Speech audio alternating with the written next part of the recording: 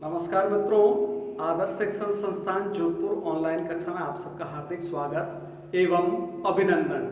कक्षा 10वीं विषय हिंदी, कालांश प्रथम, अध्याय संख्या 6, प्रकरण समास, भाग संख्या 2। गत वीडियो के अंतर्गत हम लोगों ने देखा था कि समास की परिभाषा, दो शब्दों के मेल से समास का निर्माण होता है, दो या दो से अधिक शब्दों के मेल से समास का निर्माण होता है। समस्त पद किसे कहते हैं, भेदों के बारे में हम लोगों ने जानने का प्रयास किया था। तो समास के 6 भेद होते हैं। सबसे पहला तत्पुरुष समास, दूसरा कर्मधारय समास, तीसरा द्वंद्व समास, चौथा द्विगु समास, पांचवा अव्ययीभाव समास और छठा बहुव्रीहि समास। तो प्रथम भेद की तरफ हम ध्यान देते हैं। तत्पुरुष समास, इस समास में पहला पद गौण अर्थात निष्क्रिय होता है व दूसरा पद प्रधान अर्थात प्रमुख होता है। इसमें कारक के विभक्ति चिन्हों का लोप हो जाता है अर्थात उसे हटा दिया जाता है। कर्ता व संबोधन कारक को छोड़कर, अर्थात पहला कर्ता कारक और अंतिम है संबोधन कारक। हिंदी में कारक 8 प्रकार के होते हैं। प्रथम एवं अष्टम कारकों को हटा दिया जाता है, इसलिए 6 कारकों के आधार पर इस समास के 6 भेद किए गए हैं। क्रम संख्या के आधार पर देखा जाए तो क्रम संख्या 1 समस्त पद अर्थात पूरा शब्द, समास विग्रह, समास की पूर्व स्थिति का उल्लेख, उसे समास विग्रह कहा जाता है। समासों के अर्थात तत्पुरुष के भेदों के आधार पर इसके 6 भेदों का नामोल्लेख किया गया है। पहला ग्रामगत, गांव को गया हुआ, इसमें ओ है, वह कर्म कारक का चिह्न होने के कारण इसको कर्म तत्पुरुष प्रथम तत्पुरुष समास कहा जाता है। दूसरा भावपूर्ण, भाव से पूर्ण, से के अंतर्गत कर्ण कारक का साधन अर्थात कर्ण कारक में साधन का प्रयोग किया जाता है, इसलिए से साधन के रूप में अर्थात साथ में प्रयुक्त होता है, इसलिए कर्ण तत्पुरुष का यहां प्रयोग किया जाता है। इसे द्वितीय कर्ण तत्पुरुष समास कहा जाता है। तृतीया तत्पुरुष समास के अंतर्गत संप्रदान कारक का प्रयोग किया जाता है। गुरु दक्षिणा, गुरु के लिए दक्षिणा, संप्रदान कारक का कारक चिह्न है के लिए, इसलिए यहां पर तृतीया संप्रदान तत्पुरुष कारक का प्रयोग किया जाता है।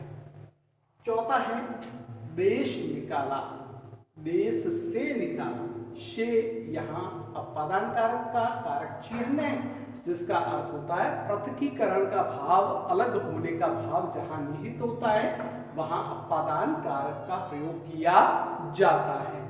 अपादान कारक चतुर्थी तत्पुरुष समास के अंतर्गत आता है।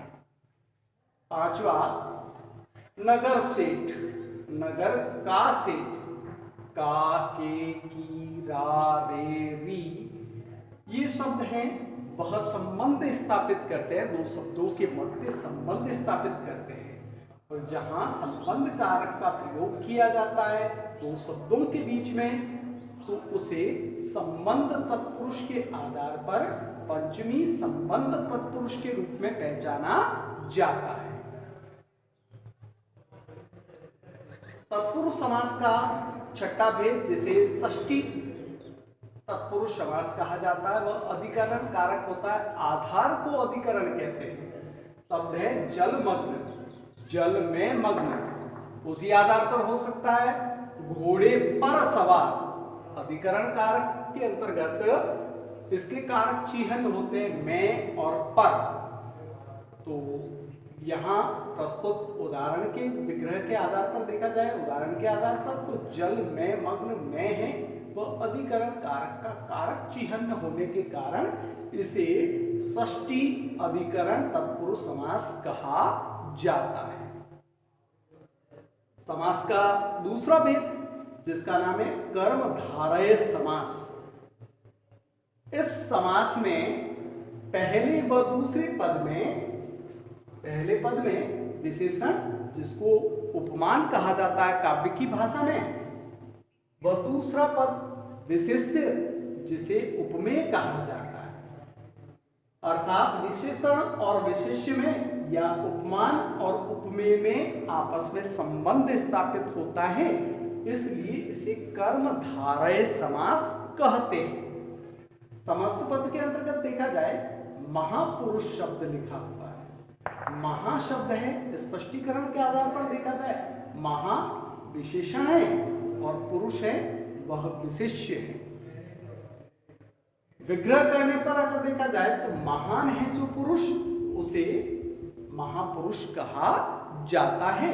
यह इसका विग्रह है कर्मधारय समास का।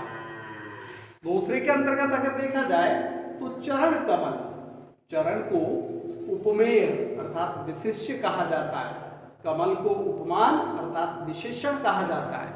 इस कर्मधारय समास के अंतर्गत कई बार पहले विशेषण का प्रयोग होता है, फिर विशेष्य का प्रयोग किया जाता है, और कई बार पहले विशेष्य का प्रयोग किया जाता है, उसके बाद विशेषण का प्रयोग किया जाता है। चरण को उपमेय कहा गया है और कमल को उपमान की संज्ञा दी गई है, अर्थात चरण को विशेष्य और कमल को विशेषण की संज्ञा दी गई है। कमल के समान चरण, यह इसका विग्रह है। तीसरा समास है द्वंद्व समास। इस समास में दोनों पद समान रूप से प्रमुख होते हैं। इसके दोनों पद योजक चिह्न के माध्यम से, योजक का अर्थ होता है जो बाकी का निशान, बाकी का जो चिह्न लगाते हैं, वह चिह्न दो शब्दों के मध्य में प्रयुक्त होता है, उसे योजक चिह्न कहते हैं। योजक चिह्न के माध्यम से जुड़े होते हैं तथा समास विग्रह करने पर और, या, अथवा, एवं आदि का प्रयोग किया जाता है।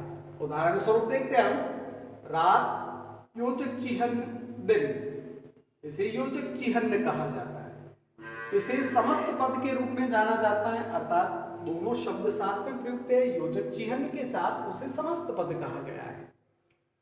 रात और दिन, और शब्द है वह द्वंद्व समास का द्योतक है, यहाँ योजक चिह्न के स्थान पर और का प्रयोग किया गया है।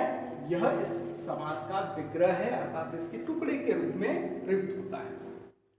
दाल योजक चिह्न रोटी, यह समस्त पद है, दाल या रोटी। चौथा है द्विगु समास। द्विगु समास के अंतर्गत अगर देखा जाए तो पहला पद संख्या का ज्ञान करवाता है, और सर्वनाम शब्द के अंतर्गत अगर देखा जाए तो जहां निश्चित संख्या का बोध होता है उसे निश्चयवाचक सर्वनाम शब्द कहते हैं। तो द्विगु समास के अंदर पहला पद संख्यावाची तथा दूसरा पद अर्थात दूसरा पद शब्द का अर्थ होता है शब्द, दूसरा शब्द समूह का ज्ञान करवाता है, अर्थात वह समूह का बोधक होने के कारण वह प्रधान अर्थात प्रमुख होता है। नवरत्न, नव है वह संख्यावाची, रत्न है वह समूह का बोध करवाता है। जब दोनों को साथ में लिखा जाता है तो उसे समस्त पद कहते हैं। नौ रत्नों का समूह, यह इसका समास विग्रह। सत्य सही, दोनों शब्दों को साथ में लिखा गया है इसलिए यह समस्त पद है। सात सौ दोहों का समूह, समास विग्रह कहलाता है। पांचवा है अव्ययी भाव समास। इस समास का पहला पद अर्थात पहला शब्द अव्यय होता है। अव्यय का अर्थ होता है जिसके टुकड़े नहीं किए जा सकते, जिसको व्यय अर्थात खर्च नहीं किया जा सकता। और अव्यय पद का रूप, लिंग, वचन, कारक में नहीं बदलता है, वह सदैव एक समान, एक साकार होता है समान, वह सदैव एक समान रहता है। अव्ययी भाव समास प्रथम शब्द में अर्थात अव्ययी भाव समास का निर्माण किया जाता है दो शब्दों से, तो इसका जो पहला शब्द है उसमें उपसर्ग का प्रयोग किया जाता है, जैसे यथा शक्ति। दोनों शब्द साथ में, यथा शब्द के कोई टुकड़े नहीं हो सकते, इसलिए यह समस्त पद है। अगर विग्रह करते हैं तो शक्ति के अनुसार।